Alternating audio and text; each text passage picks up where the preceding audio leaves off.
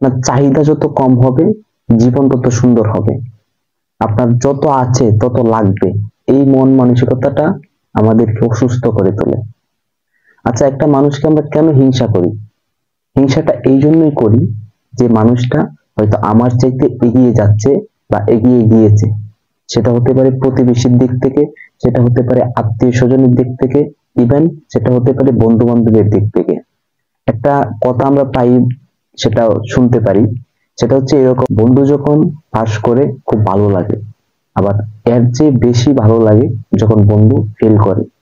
ঠিক এই কথাটা যেমন সত্য, ঠিক তেমন ভাবে আমাদের চারপাশে যে মানুষ, আমরা প্রতিবেশী যারা থাকে, যখন মানুষ উপরে উঠতে থাকে, একটা মানুষ ভালো অবস্থানে যেতে চায়, তখন কি করে? সেই মানুষটাকে নিচে নামানোর চেষ্টায় প্রত্যেকটা মানুষ ব্যস্ত হয়ে পড়ে। স্মার্টনেস বলতে আমরা কি বুঝি? স্মার্টনেসটা আসলে একটা মানুষের ভিতর থেকে আসে। তার কথার মধ্যে কি স্মার্টনেস? তার কথার মধ্যে কি মানবিকতা আছে, না সে অঙ্গভঙ্গি, তাকে সে নিজেকে উপরের দিকে সবসময় কি একটা ভাব নিয়ে থাকে, এরকম মন মানসিকতা নিয়ে সে চলে কিনা, সেটা বিনয়ী হয়ে চলে কিনা, সেটা হচ্ছে তার স্মার্টনেস। সৌন্দর্য কখনো মানুষের চেহারার মধ্যে থাকে না, চুলের হেয়ার স্টাইলের মধ্যে থাকে না, পোশাকের মধ্যে থাকে না। সৌন্দর্য হচ্ছে মনের মধ্যে। যে মনের সৌন্দর্যটা মৃত্যুর আগ মুহূর্ত পর্যন্ত থেকে যায়, ইভেন মৃত্যুর পরও থাকে, মানুষ তাকে স্মরণ করে, যে ভালো মানুষ হয়। আর যে স্মার্টনেস খুঁজে সৌন্দর্যের মধ্যে, চেহারার মধ্যে, সে আসলে স্মার্টনেসের সংজ্ঞা বোঝে না। কারণ স্মার্টনেস কখনো চেহারার মধ্যে থাকতে পারে না। চেহারা সৌন্দর্যটা একদিন আমাদেরকে ছেড়ে চলে যাবে, কিন্তু এই যে মনের যে একটা সৌন্দর্য, সেটা মৃত্যুর পরও থেকে যায়।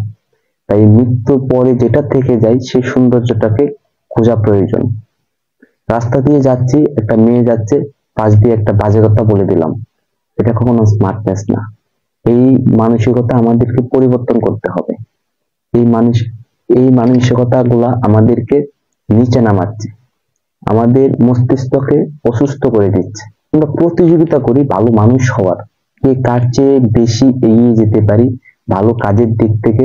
নেগেটিভ দিকগুলাকে রিমুভ করে পজিটিভ দিক আমার মধ্যে কতগুলা ধারণ করতে পারি, সেইগুলাকে নিয়ে আমরা প্রতিযোগিতা শুরু করি, তাহলেই আমরা এগিয়ে যেতে পারবো। আমরা অনেকেই মনে করি যে ফেসবুক, ইউটিউব এগুলা আসলে একটা বাজে, আহ, এগুলাকে বাজে দিক মনে করে অনেক গার্জিয়ান যারা আছে বা অনেক মানুষ। ইভেন আমি অনেক লোককে দেখেছি যে ফেসবুক ইউজ করে না, তাকে জিজ্ঞেস করা হলে যে আপনি কেন ফেসবুক ইউজ করেন না, তখন বলবে এটা আসলে একটা মানুষকে ভুল পথে নিয়ে যায়।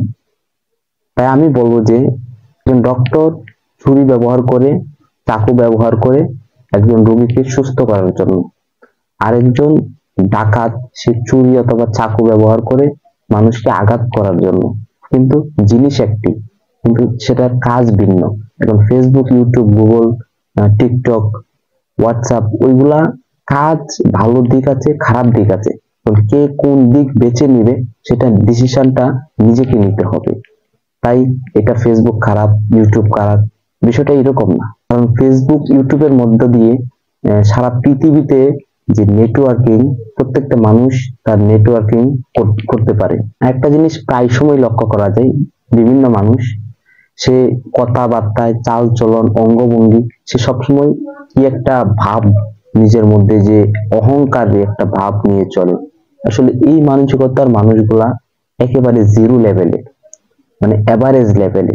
তারা নিজেকে নিয়ে সবসময় গর্ববোধ বা নিজেকে সবসময় সবার চেয়ে ভালো সেটা সবার সামনে উপস্থাপন করার চেষ্টা করে। এটা আসলে একটা মূর্খতার কাজ। আপনি যদি বিনয়ী হন, আপনি যদি সৎ থাকেন, আপনি যদি ভালো কাজ করেন, আপনার ভালো দিকগুলা এমনি ফুটে উঠবে। একটা মানুষকে গিয়ে আপনার বোঝাতে হবে না যে আমি ভালো, আমি ভালো। ইভেন আমরা অনেক সময় আমাদের নিজেদের ভুলকে স্বীকার করতে চাই না। নিজের ভুলগুলাকে কেউ ধরিয়ে দিলে আমরা তাকে আসলে ভালো দৃষ্টিতে দেখি না, যে সে আমার ভুলটা ধরলো, কেন সে আমার ভুল ধরলো। আসলে এই জিনিসগুলা, যে এই মানুষটা আমার ভুল ধরেছে, সে তো আমাকে এই ভুলটা থেকে আমাকে শিক্ষা নেওয়ার একটা পদক্ষেপ সেটা তৈরি করে দিয়েছে, সেটা আমরা চিন্তা করি না। অথচ এই জিনিসগুলো আমাদের চিন্তা করা দরকার, প্রত্যেকটা মানুষের চিন্তা করা দরকার। ঠিকই বললো কে কি সমালোচনা করলো, কে আমাকে দেখতে পারলো কি দেখতে পারলো না, এগুলা ভাবা বা ওইগুলাকে চিন্তা করার মতো সময় আমাদের মধ্যে না রাখাটা হচ্ছে সবচেয়ে বুদ্ধিমানের কাজ।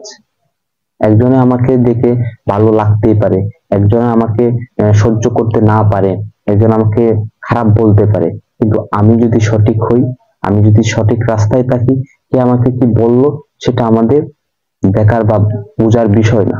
মানুষকে কখনো ছোট করে দেখার মতো সুযোগ নেই, কারণ প্রত্যেকটা মানুষ সৃষ্টির শ্রেষ্ঠ জীব।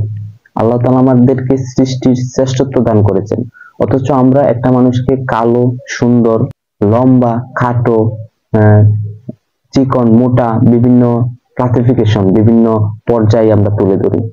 কারো একটা হাত নেই, তিনি হয়তো জানেন হাত না থাকার কি ব্যথা বা যন্ত্রণা, যে কতটুকু সমস্যা, অথচ আমাদের কত সুন্দর হাত, পা, চোখ, কান, নাক সবকিছু আছে, কিন্তু তারপরও আমরা নিজেদেরকে বলি আমি অসুখী, বা আমার বিভিন্ন অজুহাত, বিভিন্ন ধরনের এক্সকিউজ তৈরি করি যে আল্লাহ আমাকে এটা দিল না।